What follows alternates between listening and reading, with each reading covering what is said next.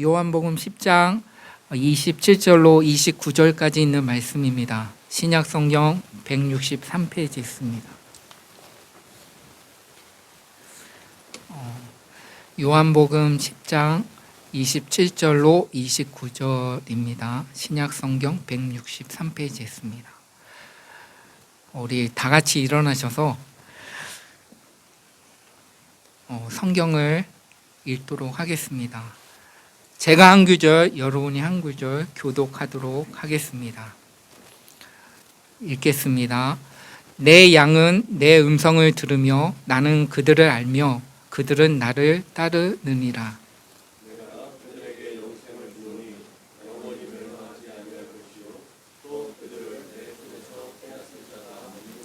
우리 다 함께 읽겠습니다. 그들을 주신 내 아버지는 만물보다 크심에 아무도 아버지 손에서 빼앗을 수 없느니라. 아멘. 우리 다 같이 자리에 앉아 주시기 바랍니다.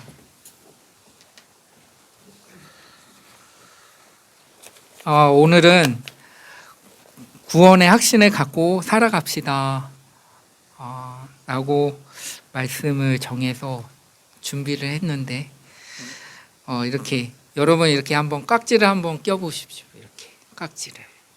이렇게 깍지를 끼면 어떻습니까? 느낌이 어떻습니까? 예, 뭡니까? 이게 왜 이렇게 깍지를 끼라고 했냐면 우리가 기도할 때 깍지를 끼고 기도하지 않습니까? 뭔가 간절하고 뭔가 소망을 이루기를 원하는 거. 그렇지만 이 깍지의 의미는 그겁니다. 하나님이 우리를 택한 백성으로 삼아 주셨기 때문에 천국 가는 그날까지 너의 손을 놓지 않으면 내가 끝까지 너를 책임져 주겠다라는 것을 의미하고 있는 것입니다.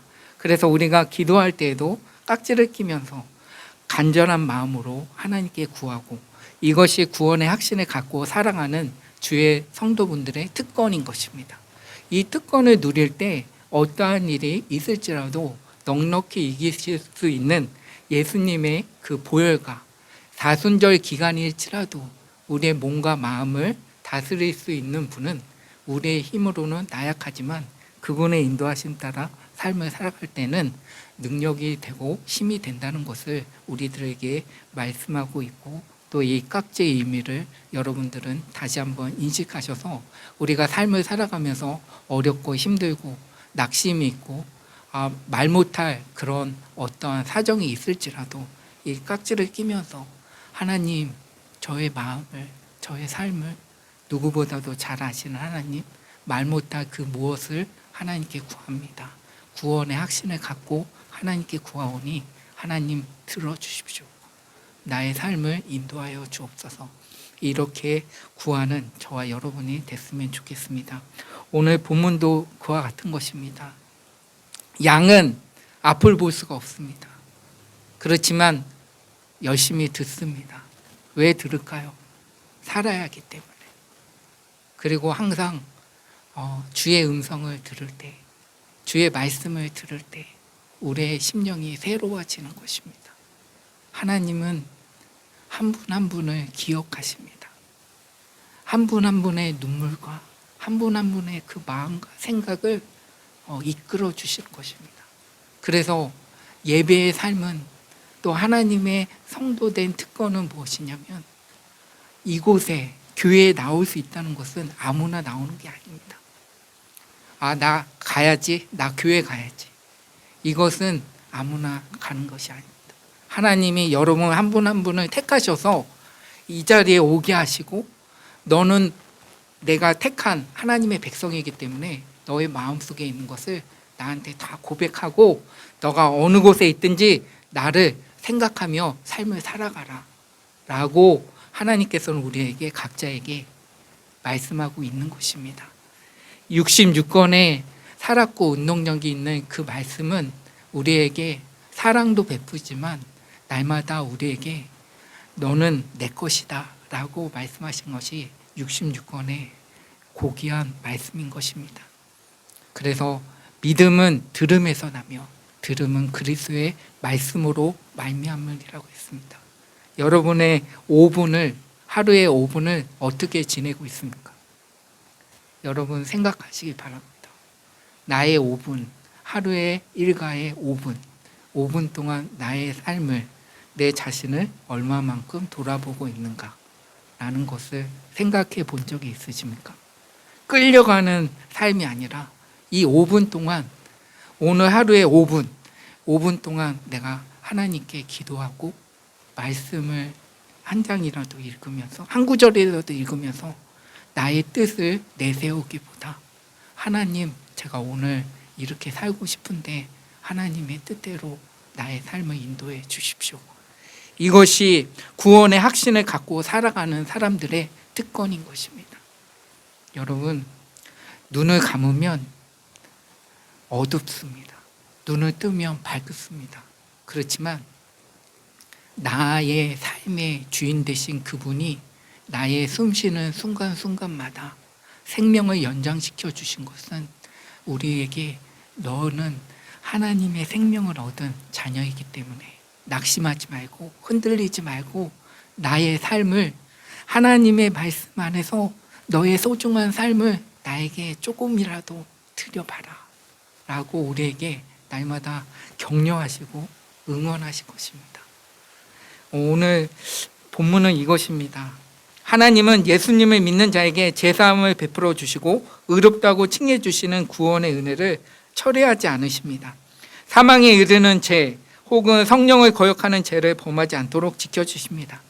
성도는 연약하여 죄를 범한 경우라도 구원받는 것이 무효가 되지 않다는 것입니다. 다만 성도라도 죄를 범했으면 하나님 앞에 진심으로 회개하여 용서를 받아야 하는 것입니다. 있는 모습 그대로 주님께 기도해야 하는 것입니다. 오늘 본문을 통해서 세 가지로 말씀을 드리고자 원합니다. 첫 번째는 하나님의 사랑에서 우리를 끊을 자가 없다고 말씀하고 있습니다. 하나님께서 우리에게 베푸신 사랑은 독생자 예수 그리스도를 아낌없이 내어주신 사랑입니다. 성경은 그런즉 이 일에 대하여 우리가 무슨 말하리요? 만일 하나님이 우리를 위하시면 누가 우리를 대적하리요? 자기 아들을 아끼지 아니하시고 우리 모든 사람을 위하여 내어주신 이가 어찌 그 아들과 함께 모든 것을 우리에게 은사로 주지 아니하시겠느냐? 누가 능히 하나님의 택하신 자들을 송사하리요? 의롭다 하신 이는 하나님이시니 누가 정죄하리요? 죽으실 뿐 아니라 다시 살아나신 이는 그리스도 예수시니 그는 하나님 우편에 계신 자요 우리를 위하여 간구하시는 자신이라. 누가 우리를 그리스도의 사랑에서 끊으리요? 환난이나 공고나 핍박이나 기근이나 적신이나 위험이나 칼이라 라고 말씀하고 있는 것입니다. 이와 같이 하나님의 사랑을 받고 성도들과 함께 하시기 때문에 우리는 구원에 관한 확신을 가지고 담대하게 하루하루를 살아가며 신앙생활을 해야 한다는 것을 우리에게 말씀하고 있는 것입니다. 두 번째는 예수 그리스도는 우리의 중보자가 되신다는 것입니다. 사단이 우는 사자같이 성도들을 대적할지라도 결국은 불과 유황못에 던져질 존재입니다. 우리들은. 그렇지만 요한계시록 20장 10절에 보면 또 그들을 미혹하는 마귀가 불과 유황못에 던져지니 거기서는 그 짐승과 거짓 선지자도 있어 세세토록 밤낮 괴로움을 받으리라고 말씀하고 있습니다. 그렇지만 만왕의 왕이요 만주의 주가 되신 예수 그리스도의 손에서 성도들을 빼앗을 자가 어디에 있겠습니까? 성경에 보면 그뿐 아니라 예수님은 지금 하나님 우편에서 우리를 위하여 간구하고 계신다고 말씀하고 있습니다. 로마서 8장 34절에 보면 누가 정죄하리요? 죽으실 뿐 아니라 다시 살아나신 이는 그리스도 예수시니 그는 하나님 우편에 계신 자요 우리를 위하여 간구하시는 자시라고 말씀하고 있는 것입니다. 그러므로 우리는 이 땅에서 시험과 환난과 고통을 받을지라도 날마다 주님을 생각하며 그분의 인도하신 위로와 평강 속에 삶을 살아가도록 애를 써야 하는 것입니다. 누군가가 해주겠지 이런 생각을 가져서는 안 됩니다. 우리 각자 하나님이 주신 은혜를 누려야 하고 그 누린 만큼 하나님께 감사하며 삶을 살아야 한다는 것을 알 수 있는 것입니다. 우리는 성경에 보면 이런 말씀이 있습니다. 만일 죄를 범할지라도 의로우신 예수 그리스도께서 하나님 아버지 앞에서 우리의 대언자가 되어서 변호해 주심으로 다시금 죄를 회개하고 믿음의 길에 바로 서게 되는 것입니다. 요한일서 2장 1절로 2절에 보면 나의 자녀들아 내가 이것을 너에게 쓰면 너희로 죄를 범하지 않게 하려 함이라. 만일 누가 죄를 범하여도 아버지 앞에서 우리에게 대언자가 있으니 곧 의로우신 예수 그리스도라. 그는 우리 죄를 위한 화목제물이니 우리만 위할 뿐 아니요 온 세상의 죄를 위하심이라고 말씀하고 있는 것입니다. 이처럼 우리에게 유일한 중보자이신 예수님의 도우심으로 구원의 확신을 가지고 하나님을 섬겨야 한다는 것입니다. 그래서 3월 31일 날 부활 주일입니다. 내가 살았다. 너의 아픔과 슬픔과 그 모든 것들을 내가 다 짊어졌다. 너는 힘을 얻어라. 라고 우리들에게 격려해 주시는 것입니다. 끝으로 성령님께서 우리와 함께 하십니다. 여러분, 우리 입술이 진짜 중요합니다. 날마다 본인을 거울 앞에 이렇게 쓰면서 성령님께서 나와 함께 하신다. 하나님이 나와 함께 하신다. 예수님이 나의 중보자가 되어 주신다. 교회에서 목사님이 나를 위해서 기도해 주신다. 우리 동역자들이, 성도들이 나를 위해 기도해 주신다. 너무 감사하다. 이렇게 거울을 보면서 여러분 한번 읊어보시기 바랍니다. 그러면 하루가 달라 보일 겁니다. 여러분, 사자성어에 이런 얘기가 있습니다. 한 번 웃으면 한 번 젊어지고 한 번 노하면 한 번 늙어진다고 하는 얘기가 있습니다.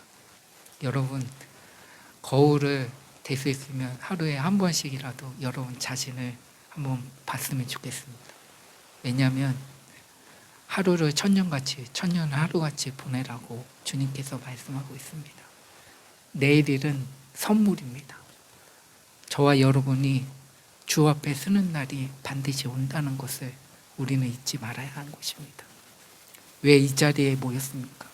그것은 날마다 말씀과 기도로 성령 충만해서 그분의 인도하심 따라 내 삶을 온전히 드리고 내가 하나님의 자녀답게 늘 넉넉한 마음으로 이 땅을 살고 또 하나님이 주신 가정, 하나님이 주신 직장, 하나님이 주신 학업, 하나님이 주신 모든 것 위해서 채우시는 그분의 인도하심 따라 감사하며 살 때 하나님께서는 그에게 성령께서 함께 하신 줄 믿으시기 바랍니다. 성경의 오늘 본문도 마찬가지입니다. 예수님은 제자들과의 작별을 앞두시고 내가 아버지께 구하겠으니 그가 또 다른 보혜사를 너에게 주사 영원토록 너희와 함께 있게 하시니라고 요한복음 14장 16절에 말씀하고 있습니다. 이는 예수님께서 승천하신 후에 보혜사 성령님을 보내주셔서 우리들과 영원토록 함께 하시고 승천하신 후에 보혜사 성령님을 보내주셔서 우리들과 영원토록 함께 계셔서 구원을 온전히 이루도록 배려해 주신 것을 약속하셨다는 것입니다. 과연 예수님의 이 약속을 오순절날 마가의 다락방에서 모인 120명의 성도들에게 말씀하고 있는 것입니다.